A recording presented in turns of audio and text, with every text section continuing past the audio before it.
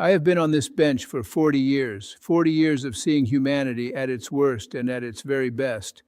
I have seen people broken by circumstances beyond their control, and I have seen people who break others simply because they can. I thought after all this time that nothing could truly surprise me anymore. I thought I had developed a kind of armor, a professional distance that let me do this work without carrying it all home with me every single night. But then there are cases that cut through every defense you build up as a judge, cases that remind you why you took this job in the first place, cases that break something inside you and put it back together in a different shape. I still get emotional thinking about what happened that Tuesday morning. I still see her face. I still hear his voice dripping with contempt.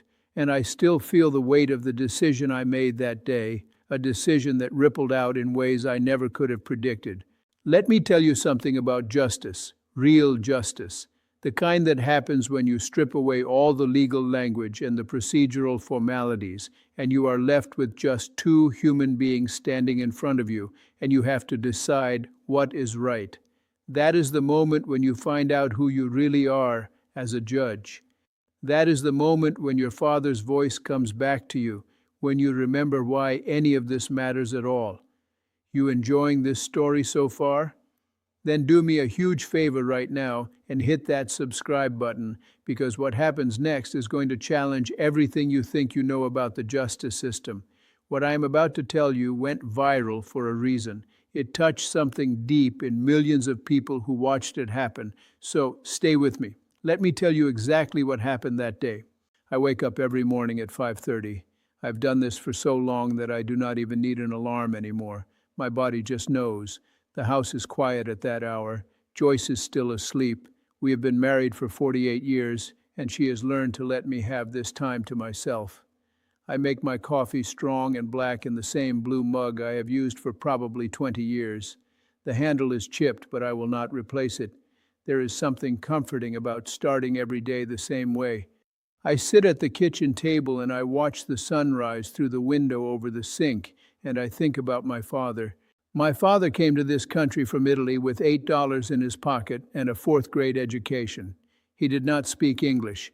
He did not have connections or family money or any kind of safety net. What he had was his back and his hands and his willingness to work harder than anyone else. He built houses, he dug ditches, he did whatever needed doing, and somehow he managed to put 3 kids through school and teach us something more valuable than any degree. He used to tell me, when I told him I wanted to be a judge, he said, "Frank, when you have power over people, that is when your character gets tested. That is when you find out what you are really made of.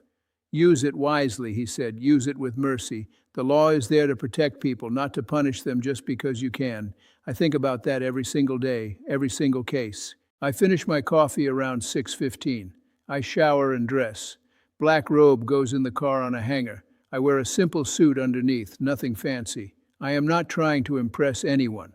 I drive the same route I have driven for decades, down Benefit Street, past the old colonial houses, through the heart of Providence. I know every pothole. I know which traffic lights are timed wrong. I get to the courthouse at 8:15 sharp, park in the same spot, walk through the same doors. The security guards know me. We exchange the same pleasantries. "How are the grandkids, Frank? How is Joyce?" "Good, good. Everyone is good." The courthouse itself is not fancy. It is a solid old building with thick walls and marble floors worn smooth by generations of footsteps. My courtroom is on the 3rd floor, modest size, 2 flags behind the bench, American and Rhode Island, wooden benches for the gallery, fluorescent lights that hum slightly if you listen close. The whole room smells like old paper and floor polish. There's a certain weight to the air in a courtroom. People come in carrying their problems, their fears, their mistakes, their anger. All of that settles into the space. You can feel it. Christina is already there when I arrive. She has been my clerk for 23 years. She knows my moods better than I do. She has coffee waiting, the files organized, everything ready. She is maybe 50 now, efficient and kind, the kind of person who remembers everyone's name and asks about their kids. "Good morning, Judge," she says. "We have a full docket today." She hands me the stack of files. I flip through them while I settle into my chair behind the bench. Traffic violations mostly, a few small claims, one domestic dispute that is going to require patience and probably a referral to counseling. This was a Tuesday, September 17th. I remember the date exactly because of what happened. The morning started at 9 o'clock sharp like always. I heard the first few cases. A college student who ran a red light and could not afford the fine. I reduced it and set up a payment plan. An elderly man who let his registration lapse because he forgot, honest mistake, vision problems. I waived the late fees and told him to get his eyes checked. A woman fighting a parking ticket because the sign was confusing. I looked at the photos she brought. She was right. The sign was confusing. Dismissed. Every person who walks through that door has a story, and that story matters. That is my philosophy. That has always been my philosophy. Around 10:30, Christina leans over and says something that I almost miss. She says, "Judge, the 1045 case is a little unusual." I look at the file. Simple parking violation. Emergency zone. 4-hour duration. Rhode Island Hospital. Defendant is Marcus Whitmore III. I glance up at her. She has this expression on her face like she wants to say more but is not sure she should. I ask her what makes it unusual. She hesitates, then says the defendant arrived with quite an entourage, and she pauses. "And Judge, there was a note this morning from someone in the senator's office asking about the case." I feel something cold settle in my stomach. I have been doing this long enough to know what that means. Someone thinks they can make this go away.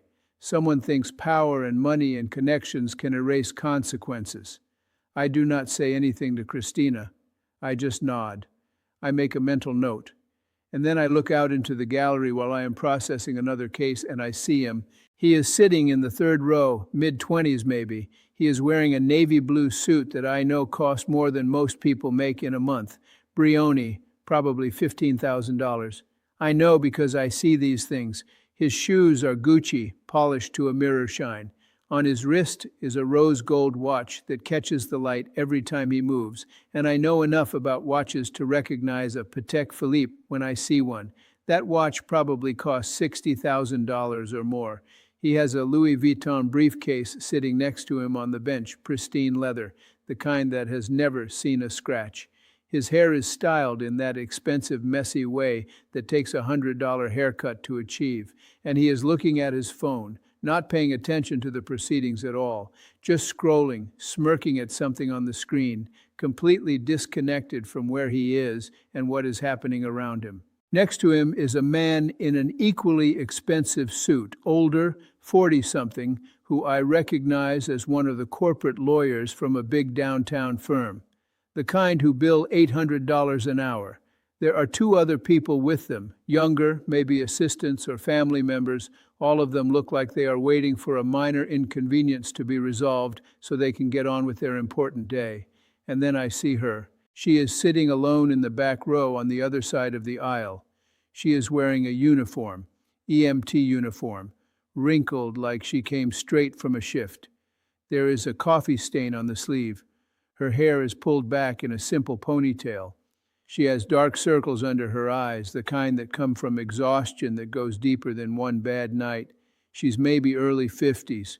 She's not looking at her phone. She's not talking to anyone. She's just sitting there with her hands folded in her lap, very still, very quiet. And there is something about her that makes me pause. I have seen that look before. It is the look of someone who has been through something hard and is still standing, but just barely. It is dignity wrapped around pain. I finish the case I am hearing. I glance at the clock. 10:45. Christina calls the case. Case number 74321, City of Providence versus Marcus Whitmore III. Parking violation. Emergency vehicle zone. Rhode Island Hospital. He does not stand up right away. His lawyer has to tap him on the shoulder. He looks up from his phone, annoyed, like he has been interrupted. Then he stands slowly and walks to the defendant's table. His lawyer is right behind him, already putting on his professional smile, the one that says we are all reasonable people here and we can work this out. Marcus, that is what I will call him. Marcus does not even look at me. He is still half turned toward his people in the gallery, saying something I cannot hear, and one of them laughs. I wait. I let the moment stretch out. Finally, his lawyer clears his throat and says, "Your Honor, We are here regarding the parking citation issued to my client on August 23rd. I looked down at the file. I read the details slowly, out loud, making sure everyone hears. Defendant's vehicle, a Lamborghini Huracan, bright orange, was parked in a clearly marked emergency vehicle zone at Rhode Island Hospital for a duration of 4 hours and 18 minutes. The vehicle blocked access to the ambulance bay during peak hours. Security paged the vehicle owner multiple times.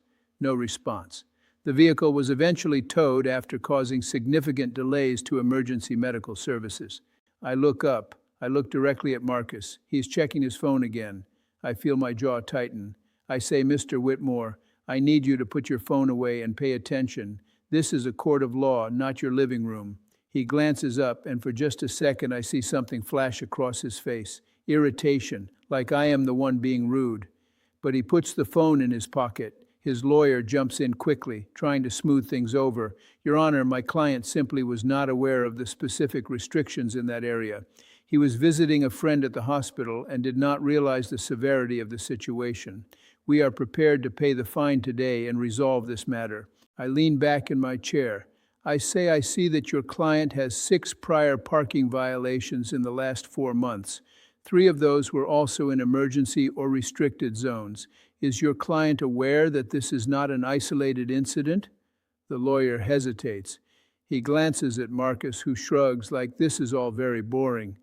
The lawyer says, Your Honor, my client has a busy schedule and sometimes these things happen. We are not disputing the facts. We simply want to pay the fine and move forward.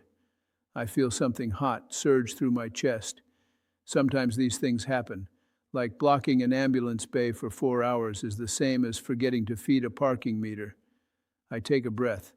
I look past the lawyer. I say I would like to hear from the individual who filed the complaint. Is Rita Alvarez present? There is movement in the back of the courtroom. The woman in the EMT uniform stands up. She looks surprised, like she did not expect to be called. She walks forward slowly. She has a folder in her hands, papers, everything organized neatly. When she reaches the front, she says quietly, Your Honor, I submitted everything in writing. I do not want to take up the court's time. Her voice is steady but soft. There is a slight accent, maybe Puerto Rican or Dominican. She is respectful, almost too respectful, like she is afraid of being a burden. I say, Ms. Alvarez, I have read your statement, but I would like to hear from you directly if you do not mind. Can you tell me what happened on August 23rd? She glances at Marcus. He is leaning back in his chair now, arms crossed, looking at the ceiling like he is counting tiles. She looks away quickly. She opens her folder. She says, I was working a double shift that day. I am a senior EMT at Rhode Island Hospital. I have been there for 23 years. That evening we had a call come in, cardiac arrest, elderly patient, very serious. Our ambulance arrived at the hospital at approximately 7:42 p.m. The ambulance bay was blocked by a bright orange sports car. We could not get close enough to unload the patient safely. We had to go around to a secondary entrance, which added crucial time. We paged the vehicle owner multiple times over the hospital intercom. No response. The patient, thank God, survived, but it was close. Every second matters in those situations. Her voice cracks just slightly on the last sentence. She stops. She takes a breath. She continues, I have never filed a complaint before, Your Honor. I understand people make mistakes, but this was not a mistake. The signs are very clear. And when I saw the vehicle still sitting there hours later, and I saw the driver come out laughing with his friends like it was all a joke, I just felt like someone needed to say something. She closes her folder. She looks at me, and I see tears standing in her eyes, but she does not let them fall. That is all, Your Honor.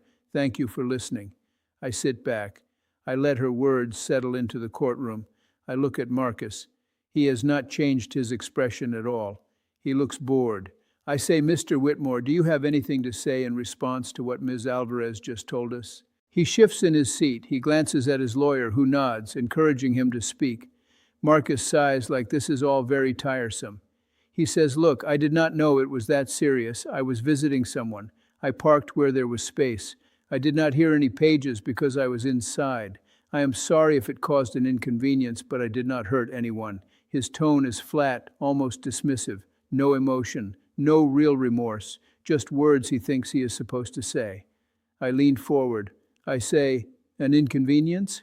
Mr. Whitmore, a man almost died because emergency personnel could not access their own emergency bay. Does that register with you as more than an inconvenience?" He shrugs. He actually shrugs. He says, "Everyone makes mistakes, Your Honor. I really do not think this requires a court appearance. Just send me the ticket and I will pay it."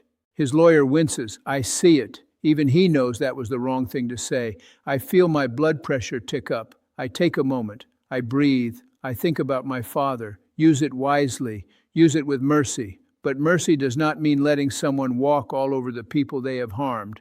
I look at Christina. I say, "Do we have any additional information regarding Mr. Whitmore's other violations?" Christina stands. She brings me another folder. She says quietly, "Your Honor, I pulled his full record this morning. 6 parking violations in 4 months, as you noted. 3 in emergency or handicapped zones. All remain unpaid. Total fines owed are approximately $2,400. She pauses. She glances at Marcus. "And, Your Honor, there is something else." Security footage from the hospital that night shows Mr. Whitmore leaving the hospital around 9 p.m., walking past the security desk where he was paged multiple times, laughing with a group of friends, getting into the vehicle, and sitting there for another 10 minutes before driving away. He was aware of the situation and chose to ignore it. I look at the security footage report. I look at Marcus. I say, "So you were aware that the hospital was trying to reach you and you chose to ignore it?" His lawyer stands up quickly. "Your Honor, my client was not aware of the severity. He thought it was a routine parking issue that could be handled later. We would like to point out that Mr. Whitmore comes from a prominent family. His uncle is Senator Richard Whitmore. The family has made substantial donations to Rhode Island Hospital over the years. In fact, they donated over $200,000 just last year for a new pediatric wing. My client is willing to make an additional contribution today to resolve this matter and show his commitment to the community." I sit very still. I feel something cold and hard settle into my chest. I have heard this before. Different words, same message. My client has money. My client has connections. My client can write a check and make this disappear. The law applies to other people, not to us. I look at the lawyer. I say, "Counsel, are you suggesting that your client's family connections and financial contributions should influence how I apply the law in this courtroom?" The lawyer backpedals immediately. "No, Your Honor, of course not. I am simply providing context. My client is a productive member of the community who made an error in judgment." He pauses. "We are simply trying to resolve this matter efficiently for everyone involved." I turn to Marcus. I say, "Mr. Whitmore, do you work? What do you do for a living?" He looks uncomfortable for the first time. He says, "I am between opportunities right now, Your Honor." I nod slowly. I say, "So how do you support yourself? How do you afford a $60,000 watch and a $200,000 car?" His lawyer tries to interrupt, but I hold up my hand. Marcus shifts in his seat. He says, "My family provides support while I explore my options." I see Rita Alvarez still standing to the side. I look at her. I say, "Ms. Alvarez, you said you were working a double shift that day. How many jobs do you work?" She looks surprised by the question. She says, "2, Your Honor. I work at the hospital full-time and I work part-time at a medical supply company doing inventory on weekends." I nod. I say, "How long have you been doing that?" She says, "About 2 years now, Your Honor, since my husband passed away." She says it quietly, matter of fact, like it is just information, not looking for sympathy. But I see her throat work when she says it. I see her blink hard.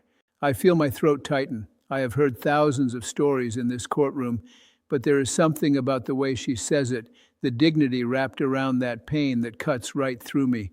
I say, "I am very sorry for your loss, Ms. Alvarez." She nods. She whispers, "Thank you, Your Honor." I turn back to Marcus. I'm about to speak when Christina approaches the bench. She has her phone in her hand, which is unusual. She never brings her phone up during proceedings. She leans in close. She whispers, "Judge, you need to see this." She shows me the screen.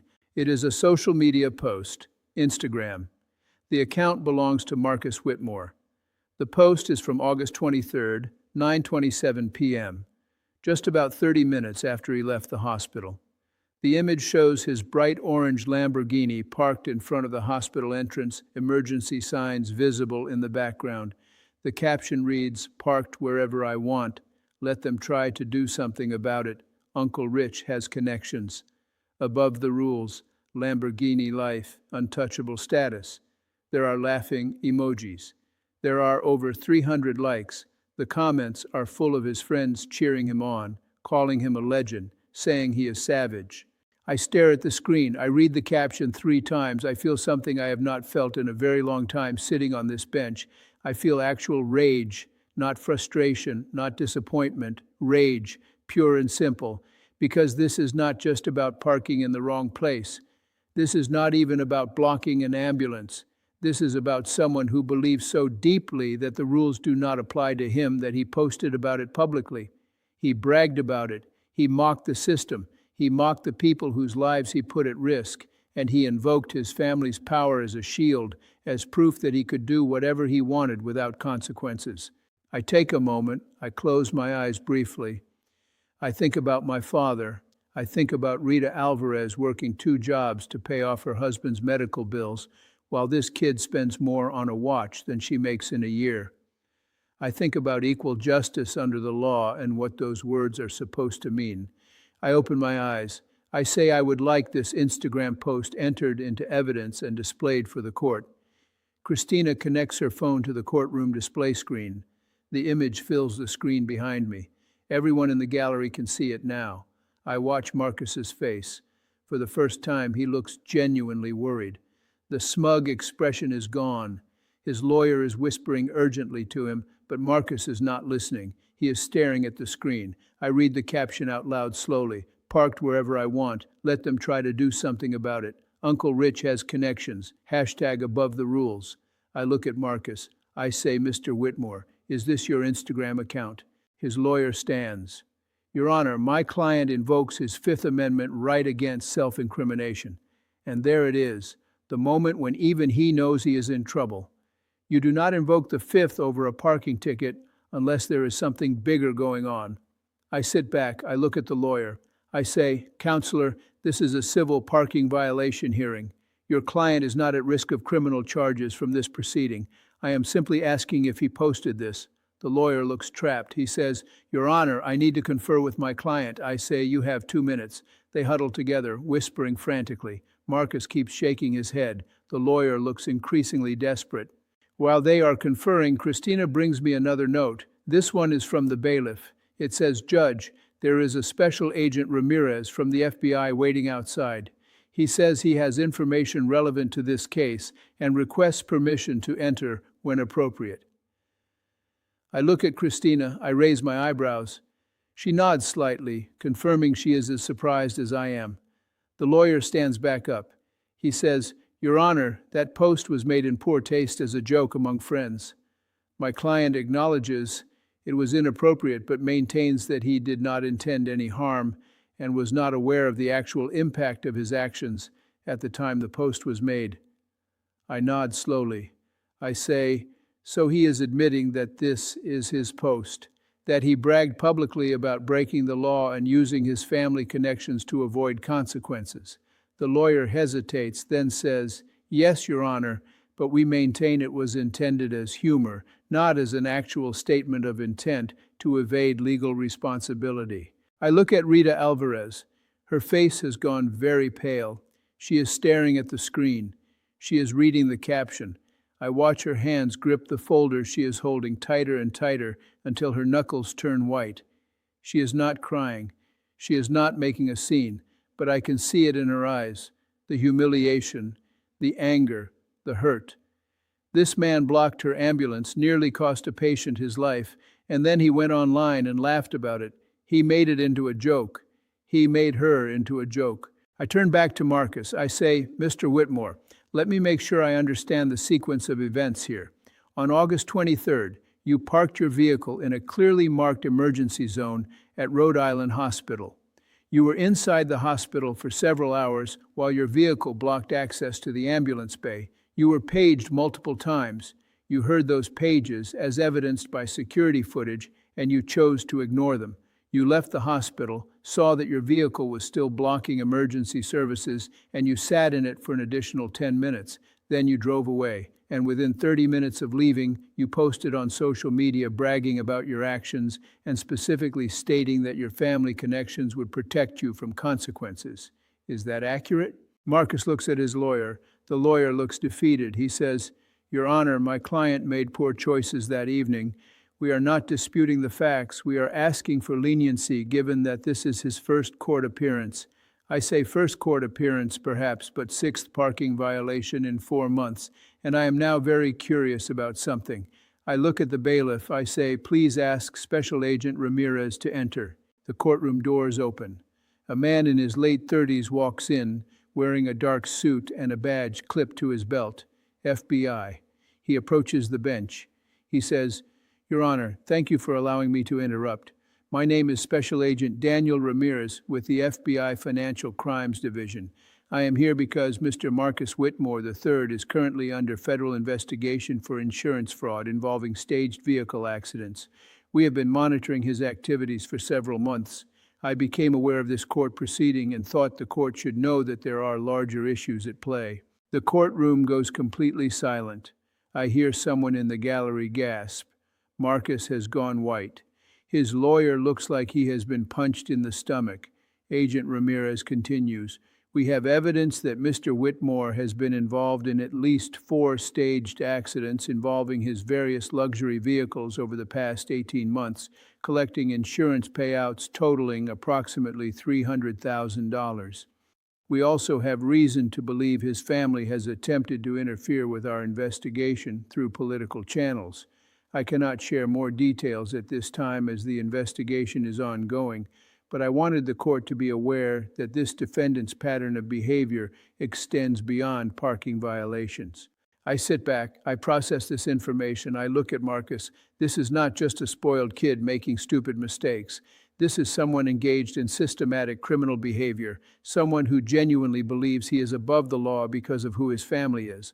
I say, "Agent Ramirez, are you planning to arrest Mr. Whitmore today?" He says, "Not at this time, Your Honor. We are still building our case, but I would request that the court consider requiring Mr. Whitmore to surrender his passport, as he is a flight risk given his family's international connections." I nod. I say, "Noted. Thank you, Agent Ramirez. You may stay if you wish." He takes a seat in the back of the courtroom. I look at Christina. I whisper, "Is there anything else I should know about this case?" She whispers back, "Judge, there was a note in the file that the hospital administration received a call from the senator's office the day after the incident. They were asked to drop the complaint. The hospital refused. That is when Ms. Alvarez filed personally. Of course that happened. The family tried to make it go away quietly. When that did not work, they probably thought it would never actually make it to court.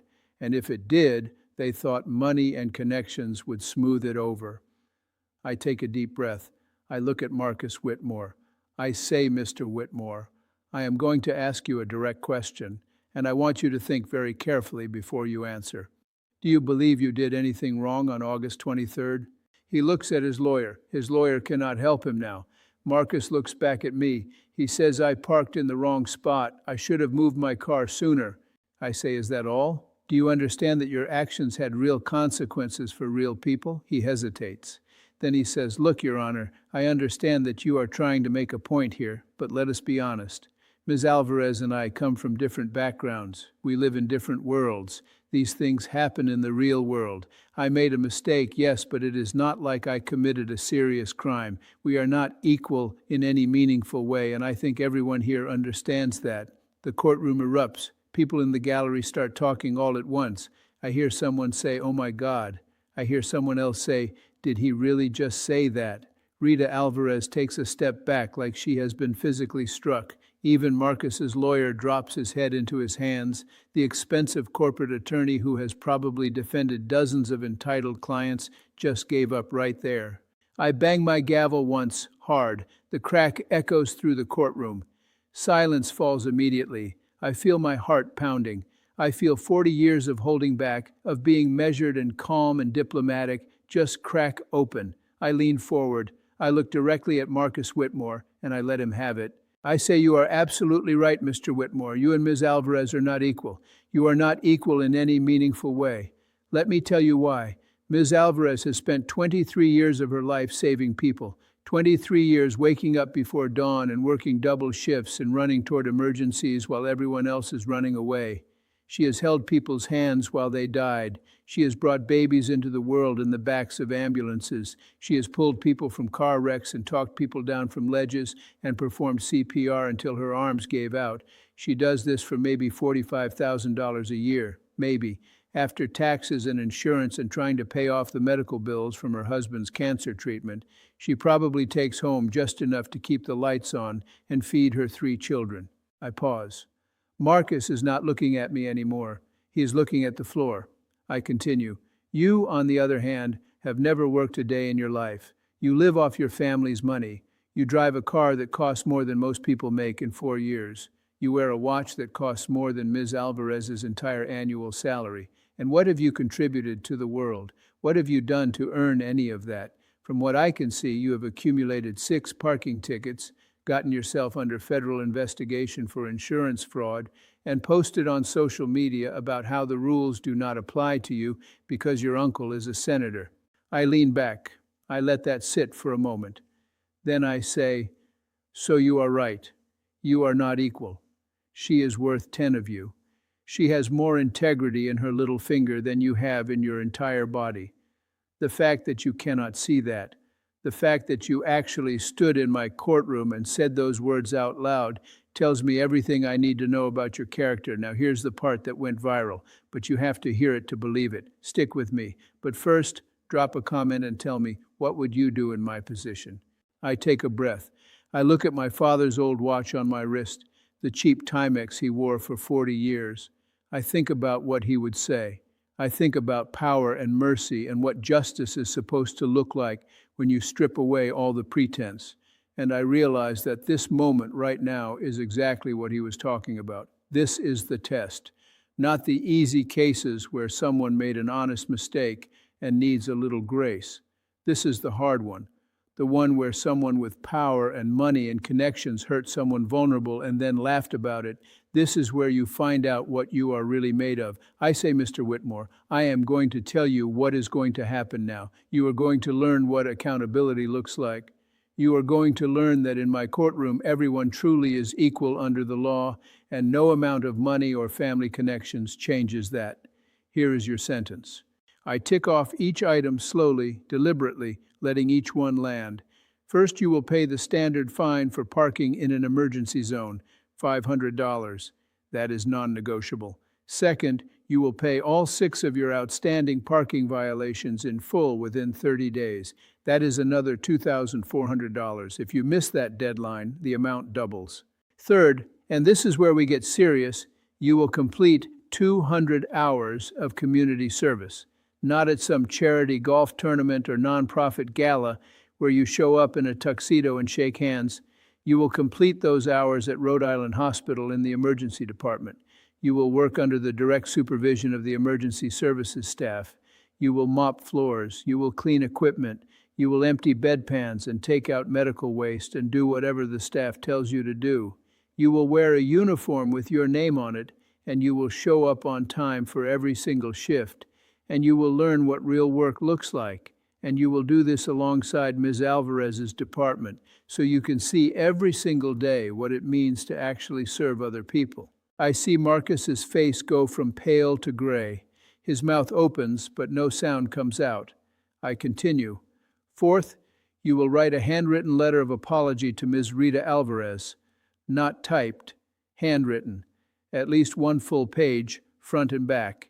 You will explain what you did, why it was wrong, and what you have learned. You will read this letter out loud to Ms. Alvarez and to the emergency department staff at Rhode Island Hospital during your first day of community service. And it better be sincere, because if I hear that you phoned it in or treated it like a joke, I will extend your community service hours.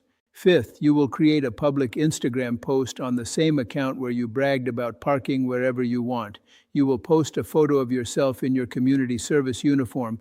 You will explain what you did, why it was wrong, and what the consequences are. You will apologize publicly to Ms. Alvarez and to the emergency services community.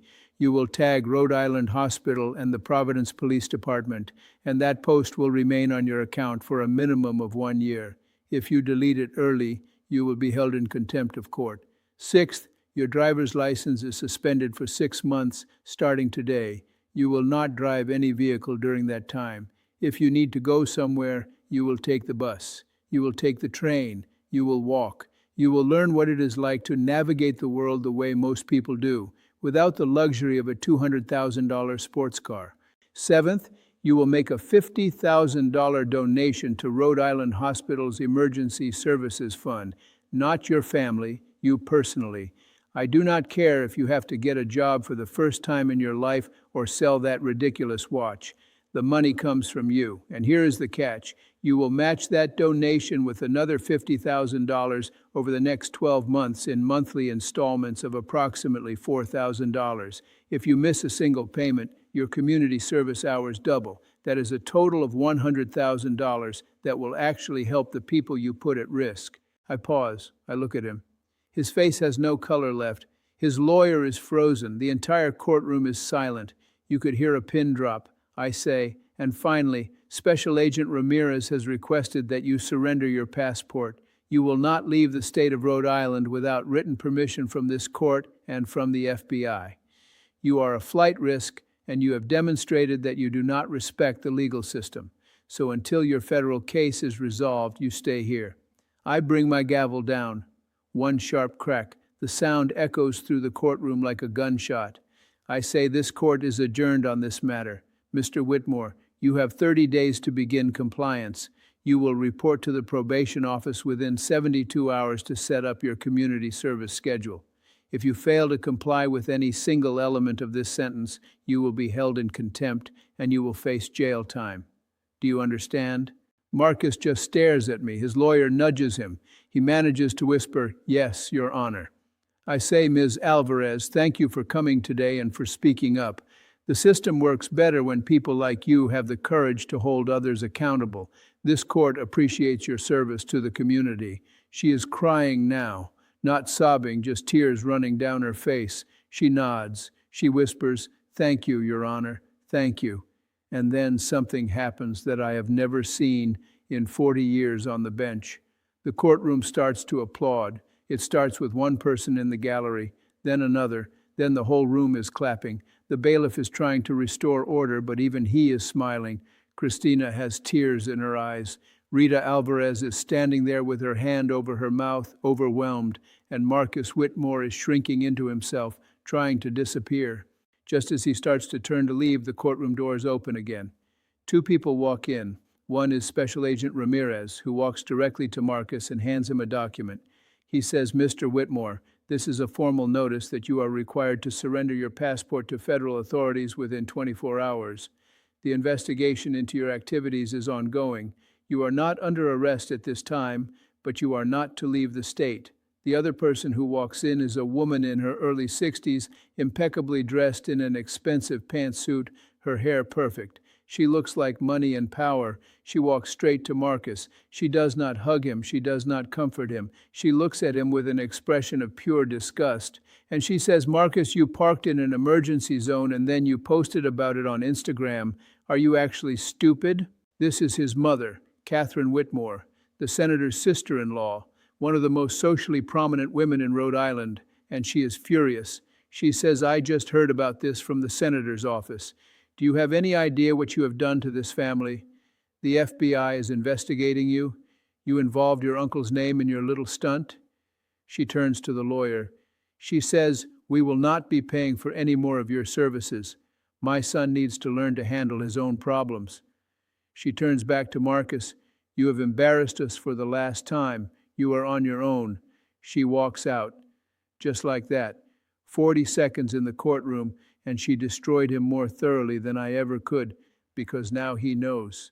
The family is not going to save him. The connections are not going to protect him. He is actually going to face consequences for the first time in his 24 years of life. Marcus stands there, swaying slightly, like the ground has disappeared beneath him. His lawyer packs up his briefcase quickly, clearly wanting to escape this disaster. He mutters something about filing the necessary paperwork and hurries out. Marcus is left standing alone at the defendant's table, and the swagger is completely gone.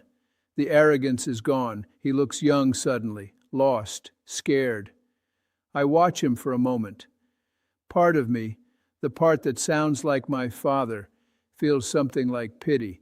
But then I look at Rita Alvarez, still standing there with tears on her face, and I remember why I did what I did. Some people need help, some people need mercy, and some people need consequences. You have to know the difference. Marcus finally leaves. The courtroom empties slowly. People are talking, energized, like they just witnessed something important. Christina starts organizing files for the next case, but she keeps glancing at me with this expression I cannot quite read. Pride, maybe, or relief, like she has been waiting for something like this. If you're still watching, you're part of something special. If you believe that money should not place anyone above the law, hit that subscribe button and ring the bell.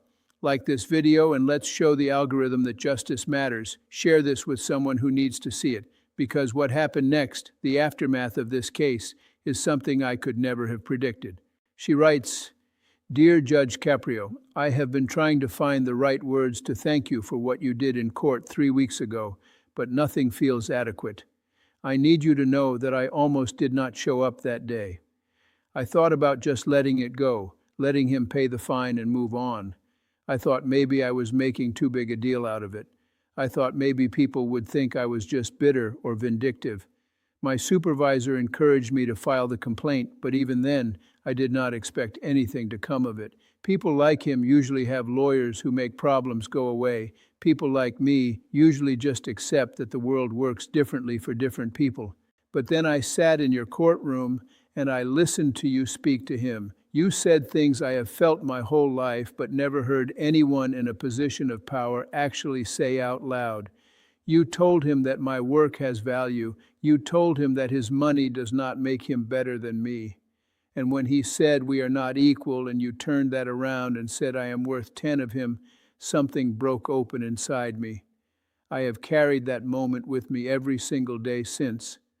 When I am exhausted on a double shift, when I am worried about making rent, when I am wondering if any of this matters, I remember what you said. I remember that someone saw me. Someone recognized that what I do matters. My children ask me all the time why I work so hard. They see me leave before dawn and come home after dark. They know I am tired all the time. I have always told them that we do what we have to do, that this is just life.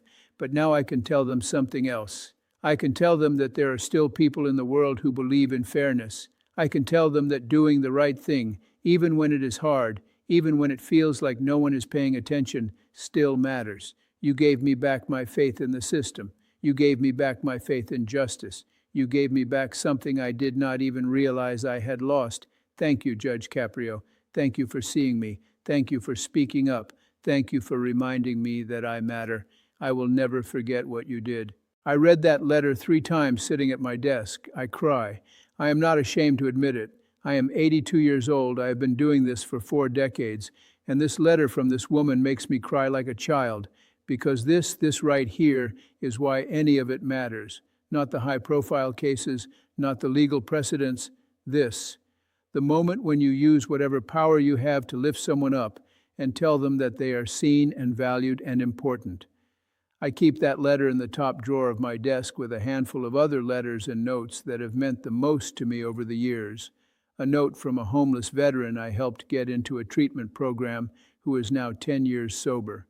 A drawing from a kid whose single mom I gave a break to on a traffic fine who went on to graduate college. These are my treasures. These are the things that matter. 6 months pass. I am in the grocery store on a Saturday morning just picking up a few things and I see her, Rita Alvarez. She is in the produce section looking at apples and she looks different, lighter somehow, like a weight has lifted. I almost do not approach her because I do not want to intrude, but she sees me first. "Judge Caprio," she says, and her whole face lights up. She comes over, and before I can say anything, she hugs me, just wraps her arms around me right there in the middle of the grocery store. I am a little startled, but I hug her back. When she pulls away, she is smiling, really smiling, and I realize I never saw her smile in the courtroom. Oh my goodness, I have been hoping I would run into you, she says. I wanted to tell you what has been happening. She looks good, rested. The dark circles are gone. There is color in her face. She tells me that the hospital promoted her to a training supervisor position. More pay, better hours. She is teaching new EMTs now, passing on what she has learned over 23 years. She tells me her oldest daughter got a scholarship to community college. She tells me that she joined a grief support group and it has helped her process her husband's death in ways she did not expect. And then she tells me something that makes my heart swell. She says I started volunteering at the group, helping other widows and widowers who are going through what I went through. I figured if I could help someone else the way you helped me, if I could make someone else feel seen and valued the way you made me feel, then maybe that is how we change things, one person at a time. I do not know what to say. I am overwhelmed. I managed to tell her how proud I am of her, how much her letter meant to me, how she did not need me at all. She was already strong. She just needed someone to recognize it. She shakes her head. She says, "No, Judge, I needed you. I needed someone to say it out loud. I needed the validation. We all need that sometimes." We talk for a few more minutes. She tells me that Marcus Whitmore completed his community service hours, all 200 of them. She says he started off terrible, resentful, and lazy, but somewhere around hour 100, he started actually trying. He started asking questions about the work. He started listening to the stories of the patients and the staff. She does not think he is a changed man, but she thinks maybe something shifted. Maybe he saw for the first time that other people are real, that their lives and struggles matter. She also tells me that he pled guilty in his federal case, part of a deal. He served 8 months in a minimum security facility and is now on probation. His family apparently cut him off financially. He is living in a modest apartment and actually working, at an insurance office doing data entry. She heard this through the hospital grapevine. People keep tabs on stories like his. Before we part ways, she takes my hand and squeezes it. She says, "Thank you for everything, Judge. You changed my life." I shake my head. I say, "You changed your own life, Rita. I just saw what was already there." That encounter stays with me. I think about ripple effects. I think about how one moment in a courtroom, one decision, can spread out and touch lives in ways you will never fully see or understand. I made a choice that day to hold someone accountable and to validate someone's worth. But Rita made a choice too. She chose to let that moment empower her instead of just being a nice memory. She chose to pay it forward, and now there are other people out there, people I will never meet, who are being helped because she decided to help them. That is how change happens. Not through grand gestures or sweeping policy reforms, though those matter too, but through small moments of courage and compassion that ripple outward. A few months after that, I'm invited to speak at a judicial conference in Boston. They want me to talk about discretion and compassion in the courtroom.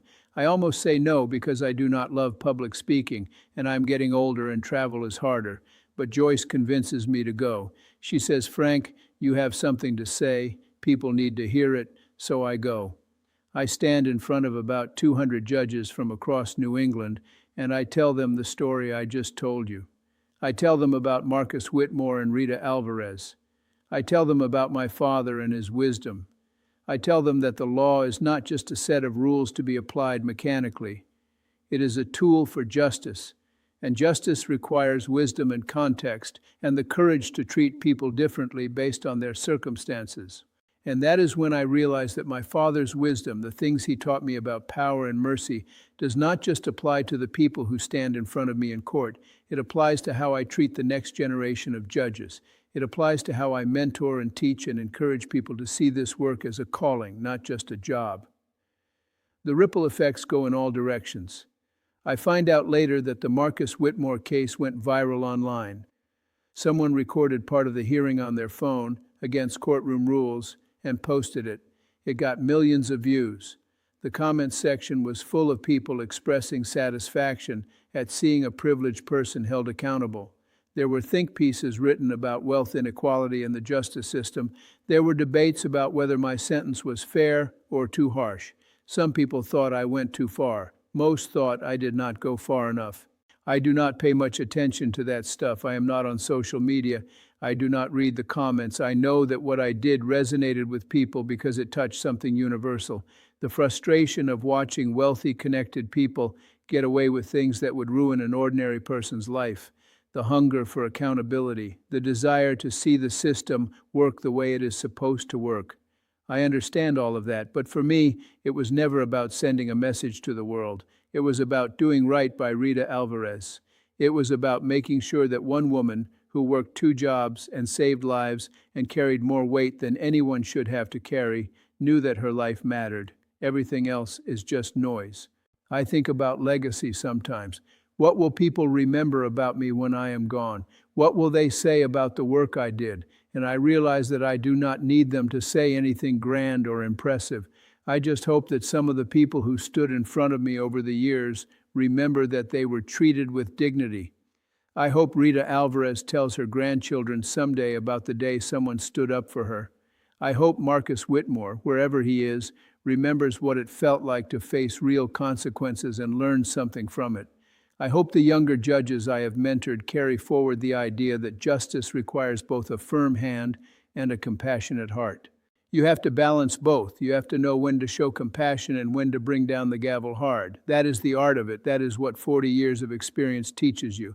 And that is what I tried to do in that courtroom on that September morning when Marcus Whitmore stood in front of me with his designer suit and his entitled smirk, and Rita Alvarez stood beside him with her wrinkled uniform and her quiet dignity. I tried to see them both clearly. I tried to understand what justice required in that moment, and I did my best to use the power I had wisely and with mercy for the person who deserved it. Choose carefully, choose wisely, choose with your heart and your head. Treat people like they matter because they do. Stand up for the vulnerable, hold the powerful accountable. Do not let money or status or connections blind you to what is right. And when you have a chance to lift someone up, to make them feel seen and valued, take it. Take it every single time, because you have no idea how far that moment will ripple. You have no idea whose life you might change with one act of compassion or one moment of courage. My father used to say that at the end of your life, nobody is going to remember how much money you had or how important your title was. They are going to remember how you made them feel. They are going to remember whether you were kind. They are going to remember whether you stood up for what was right even when it was hard. That is your legacy. That is what matters. And I believe that with everything I am. If this story meant something to you, if you believe in equal justice tempered with mercy like I do me a favor. Hit that like button and subscribe to this channel. Turn on that bell icon so you do not miss another story. Share this video with someone who needs to hear this message, someone who is struggling, someone who has lost faith in the system, someone who needs to know that there are still people out there fighting for fairness. Check out the next video on your screen because I have another incredible story that you will not believe. Thank you for listening. Thank you for caring. Thank you for believing that we can do better, that we can be better, that justice is still possible when good people refuse to look the other way. God bless you. Take care of each other. Show kindness whenever you can, because in this world, in these times, kindness is a revolutionary act. Respect costs nothing, but it is worth everything. I am Frank Caprio. I have been on this bench for 40 years because I believe something simple. I believe that we are all equal before the law. I believe that every person deserves to be treated with dignity. I believe that justice without mercy is just punishment, and mercy without justice is just weakness. And I believe that when you have power, you have a responsibility to use it for good. Remember that, live that, pass it forward, and I will see you tomorrow with another story.